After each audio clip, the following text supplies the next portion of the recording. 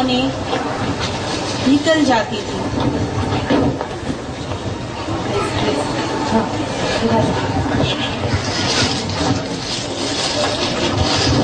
Good morning. क्या हो रहा? पेपर पढ़ रहा हूँ। हाँ जी, गरम गरम चाय लीजिए। इसी का इंतजार हमारी चाय। और क्या पढ़ रहे हैं? पढ़ रहा हूँ आज की ताजा खबर। अरे जानती हो एक अच्छी खबर है। क्या है? 1250 सुपर रिच वुमेन। भाई तुम आती हो क्या उसमें? और एक अच्छी और खबर है। बताइए। सोने का दाम बढ़ गया था ना, हाँ हाँ। अब जरा घटने लगा है। अच्छा, बोलो तो तुम्हारे कंगन कुछ और बनवा देते हैं। आज तक तो बनवा नहीं पाए।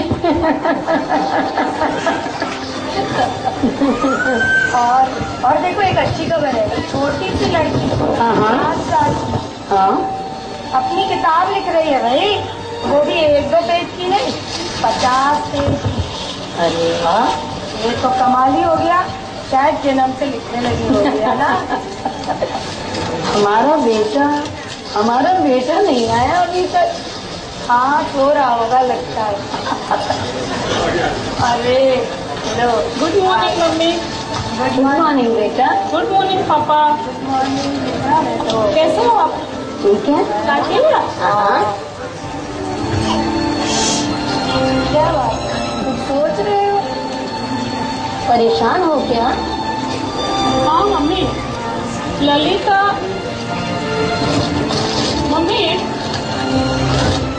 कह रही थी हाँ हाँ, मुझे आप लोगों से कुछ बात करेंगे। बैठो बेटा, बोलो।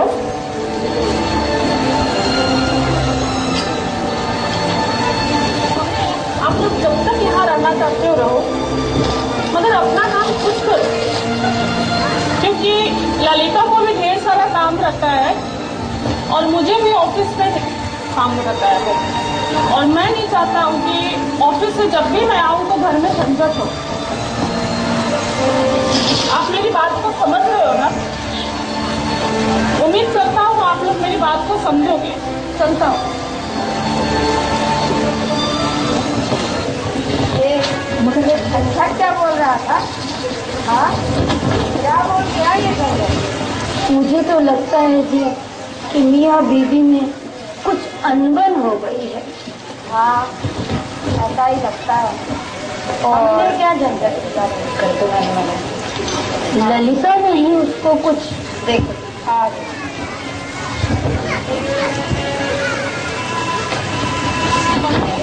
हाँ की पार्टी आ गई। अभी इस वक्त? हाँ अभी। अरे शाम का खाने का देख लीजिएगा। ठीक है, सुबह के खाने का क्या बेटा? वो तो बना लिया है ना मैंने। ये तुम तो कुछ बोलती क्यों नहीं हो? हाँ, तुम तो हाँ कुछ छूट दिए जा रहे हो। क्या बोलूं, बताइए क्या बोलूं? क्या बोलो? बहू, बेटा क्या क्या झंझट और क्या क्या बोल गया। हाँ, बहू तो पराई थी, अब तो बेटा भी पराया हो। सही। चलो हम दोनों मिलके ही तुमको। ललिता चली जाती है किट्टी पार्टी में। इस तरह ललिता रोज किसी न किसी बहाने निकल जाती थी और घर का सारा काम कौशल्या यानी उसकी सास को करना पड़ता था और बहू के ताने भी सुनने पड़ते थे। ये माहौल जो आप देख रहे हैं, यहाँ महिलाओं की किट्टी पार्टी चल रही है। हर महिला व्यस्त है एक दूसरे से बात करने में। कौन जाने कौन किसकी सुन रहा है।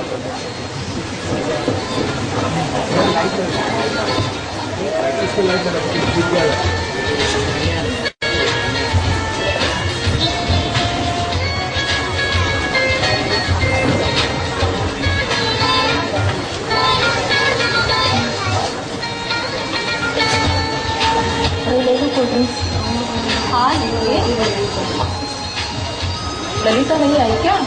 हाँ शायद आज देर हो गया उसको, आज आ रही होंगी। वो तो आ गई ललिता। अरे टिकट नहीं दी अभी तक। चलो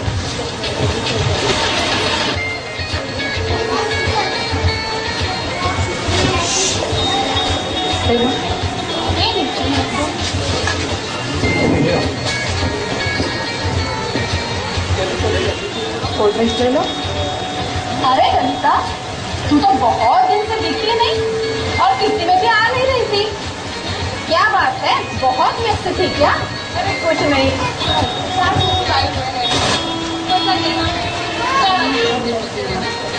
शाम को भी थोड़ी देर बाहर निकलूं,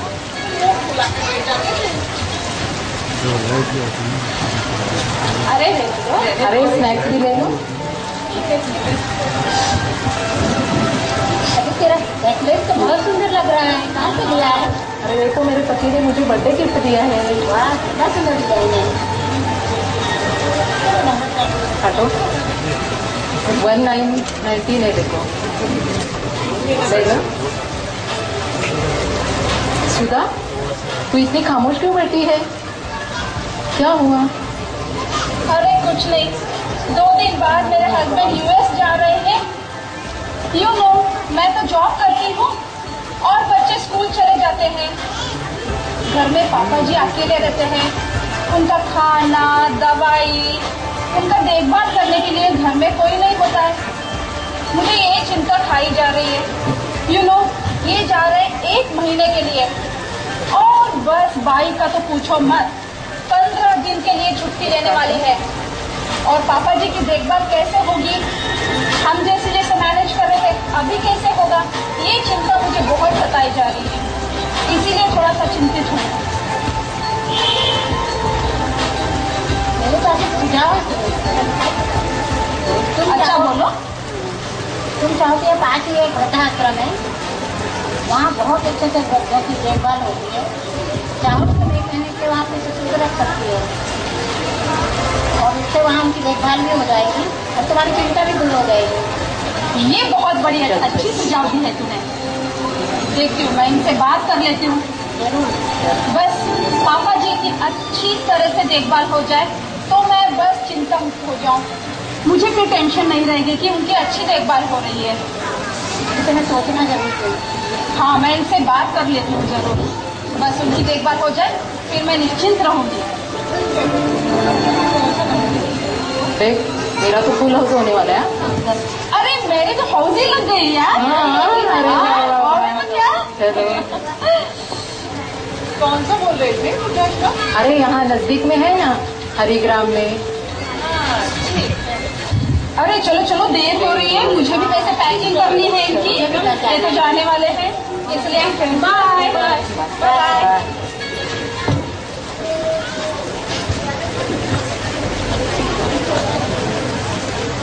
सुषमा और नरेश बाग में रोज सैर करने आते थे। उनकी बहू सुमन और नीरज अपने पोते पोती के साथ सुख से रहा करते थे।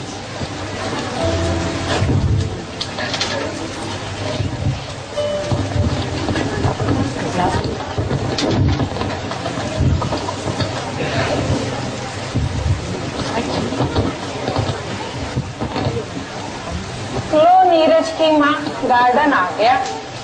कितनी रौनक है यहाँ तो है। और यहाँ गार्डन में आके अपने पहचान वाले कितने लोग मिल जाते हैं, कितना अच्छा लगता है। यही तो है जगह जहाँ हम एक दूसरे से मिल पाते हैं। हाँ तो है।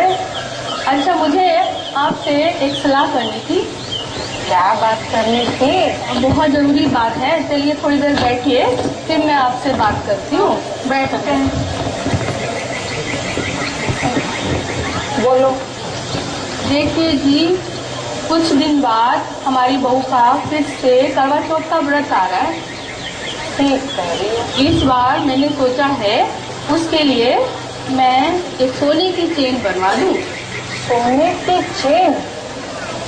ठीक है, बनवा लो।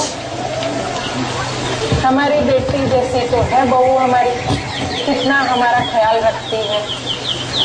तो है, हमारी कितनी सेवा करती है, हमें टाइम पर खाना देना, पूरा घर का ध्यान रखती है। मगर तुम एक बात भूल रही हो नीरज की माँ। वो क्या? हमारा बेटा नीरज भी तो कितना अच्छा है, लाखों में एक है। ऐसा बेटा नसीब वालों को मिलता है। आप बिल्कुल सही कह रहे हैं। हमारे नसीब कितने अच्छे हैं कि नीरज जैसा बेटा हमें मिला। ये एक कहा तुमने। तो फिर कब चलेंगे लेने? कल ही चलो। ठीक कल ही है। दिला देखो। देखिए, अब ये बातों बातों में अंधेरा भी होने लगा। इसो तो सही है। चलिए, घर में बच्चे भी हमारा इंतजार कर रहे होंगे। चलो चलिए, आराम से चलिए, ठीक है। खुशहाल परिवार रोज इसी तरह सैर करते और अपने बेटे बहू के बारे में अच्छी अच्छी बातें करते। लेकिन क्या सारे परिवार ऐसे होते हैं? क्या बुढ़ापे में वे आराम से जी पाते हैं? क्या उनके बेटे बहू उन्हें बोझ समझने लगते हैं? आइए एक और परिवार को देखिए, जो कौशल्या का परिवार है, जो लाचार है, दुखी है।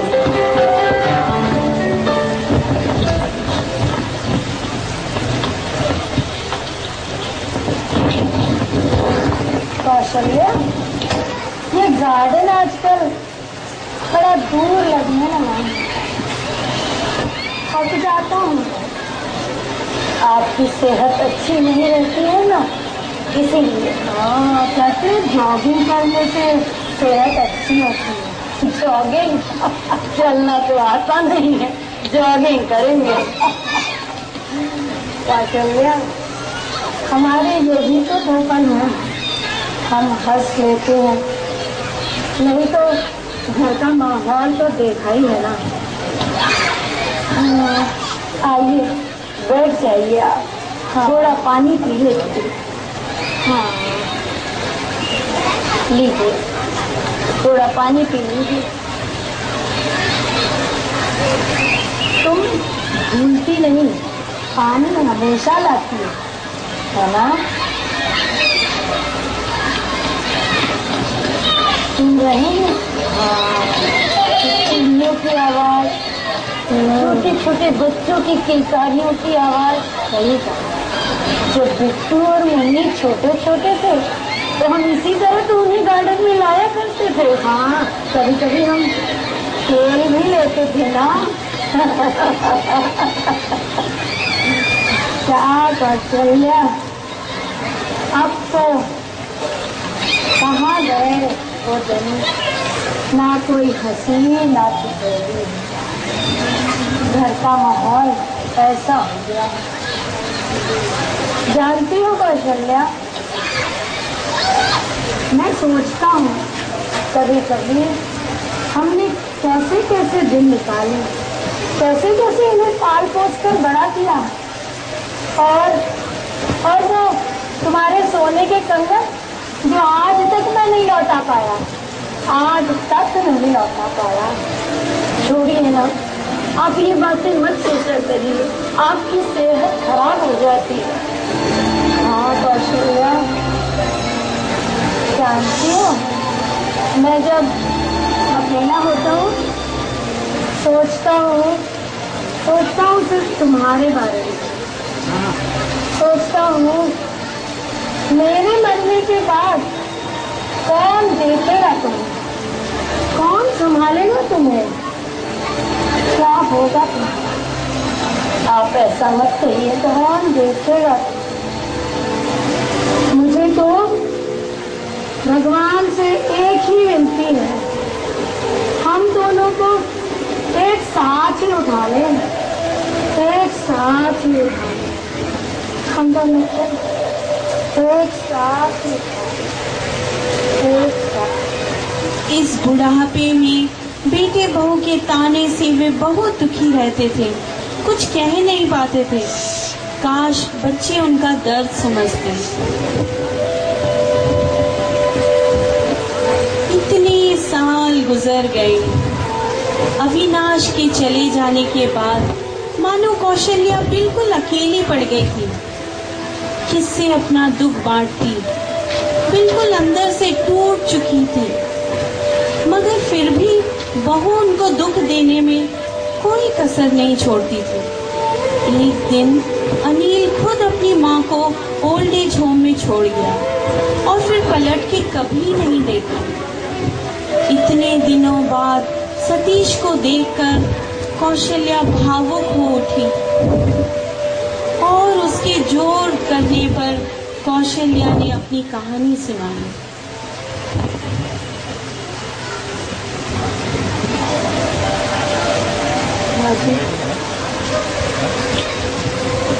कहानी सुनकर मेरा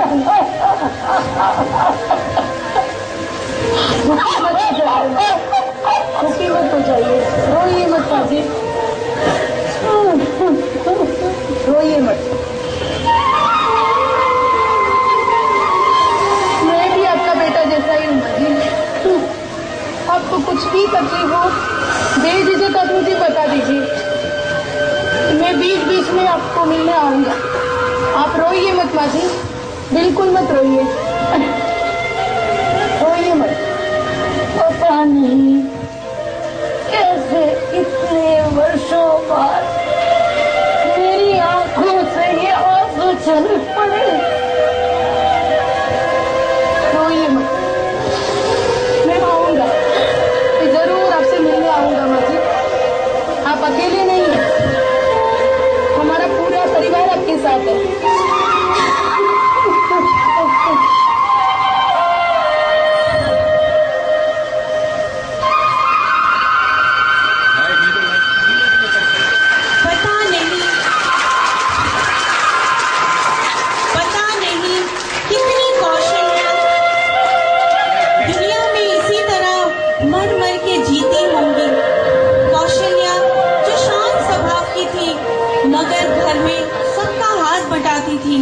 अपना काम खुद करती थी, लेकिन फिर भी उनके बेटे बहू ने उन्हें बोझ समझकर घर से बाहर कर दिया। क्या ये उचित है? वो ये क्यों भूल जाते हैं कि कल को उनके बच्चे भी बड़े होंगे और शायद उन्हें भी वही देखना पड़े। तो क्यों हमने अपने माता पिता को, जो हमें निस्वार्थ प्रेम, देखभाल, लाड प्यार से बड़ा करते हैं, उन्हें हम इतना सताते हैं? सोचिए सोचिए, आज हर कोई न्यूक्लियर फैमिली में जीता है, तो क्या बड़ों को भूल जाना चाहिए? तो आज यहीं पर हम सब ये प्रण लेते हैं कि हम अपने बड़ों का आदर करेंगे, उनकी सेवा करेंगे, उनका सम्मान करेंगे और उन्हें दुख से दूर रखेंगे और अपने आने वाली नस्लों को भी यही सीख देंगे। धन्यवाद।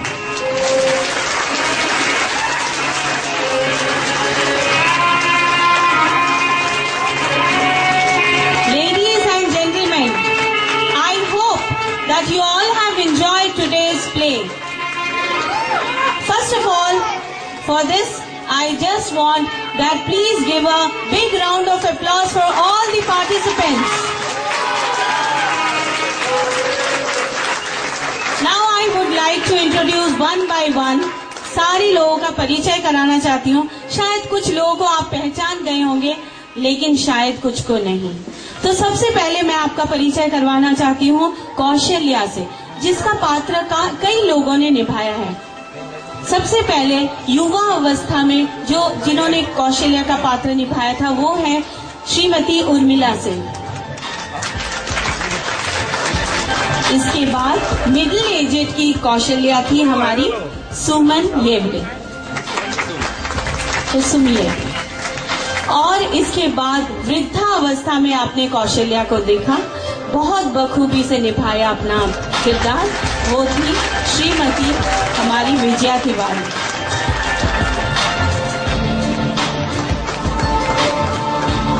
इसके बाद ये तो बहुत जरूरी है कि हमारी कौशल्या के जो हस्बैंड यानी उनके पति देव अविनाश बहुत समझदार इंसान थे।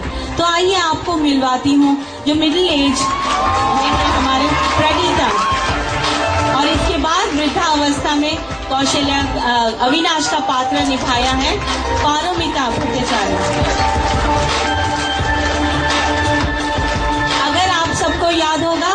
कि कौशल्या और अविनाश के दो बड़े प्यारे से बच्चे थे। एक तो बिट्टू, तो हम आपको सबसे पहले नन्हे मुन्ने बिट्टू से मिलवाते हैं। वो है अनुज। उसके बाद जब बिट्टू बड़ा हो जाता है यानी अनिल कॉलेज में पढ़ता है, उसका पात्र निभाया है सचिन। अब बिट्टू की शादी हो गई है, बड़ा हो गया, शादीशुदा है, तो उसका किरदार निभाया है हेमा ने। और हेमा की पत्नी जो है हाय तौबा भावना ने।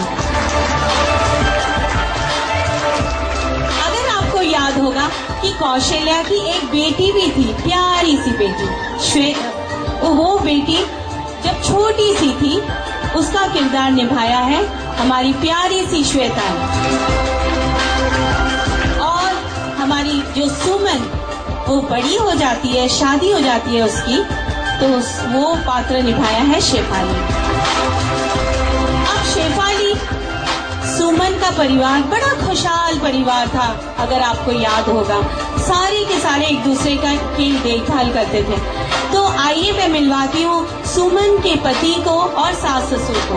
उनके पति का पात्र निभाया अनीता ने और उसके सास ससुर हैं सुषमा, उसकी माता जी, और निर्मला सोडानी उसके पिताजी।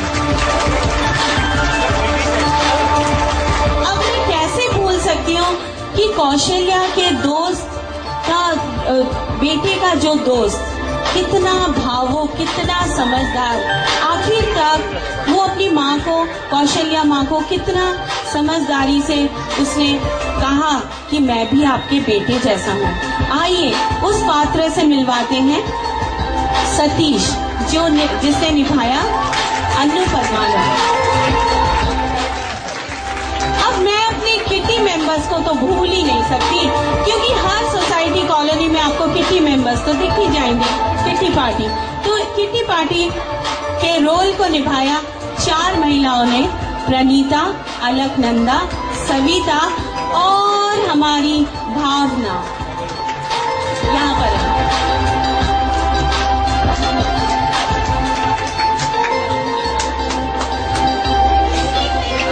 दोस्तों,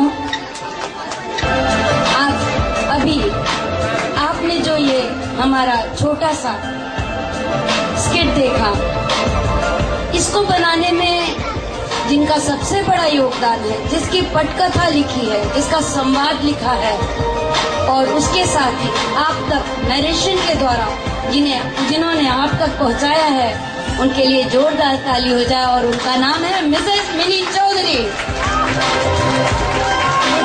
इनके बिना ये नाटक कभी कंप्लीट नहीं हो सकता था। और हम तो कच्ची मिट्टी की तरह थे, सिर्फ घर में रोटियां बनाई हैं। इस तरह का स्टेज शो करना हमारे वश में नहीं था। इसको आप लोगों के बीच में इतना निखार कर जो पेश किया है, उसमें मिसेस पारोमिता भट्टाचार्य के लिए जोरदार ताली हो जाए।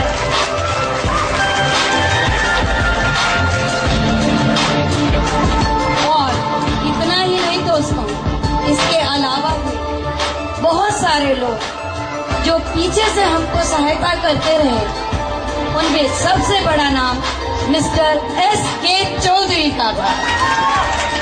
ये जो इसमें साउंड म्यूजिक डाली गई है, सब मिस्टर S.K. चौधरी के द्वारा ही संपन्न हुई है। सो जोरदार तालियों से स्वागत कीजिए मिस्टर S.K. चौधरी जी का। और लाइट के लिए मैं धन्यवाद देना चाहूंगी मिस्टर P.K. सिंह जी का। Mister P.K. सिंह, बस आप सबसे एक ही आखिरी में मैं कहना चाहती हूँ कि किसी भी चीज को बनाते समय उसकी प्रॉस्पेरिटी, प्रोग्रेस अकेले से नहीं होती। It's absolutely team work. अगर हमारी टीम ने मिलकर इसे रूप नहीं दिया होता तो शायद हमने आज जो आपको दिखाया वो कभी पॉसिबल नहीं था। So I think that it's absolutely a team work which has made it possible so well, and thank you all of you for all my participants.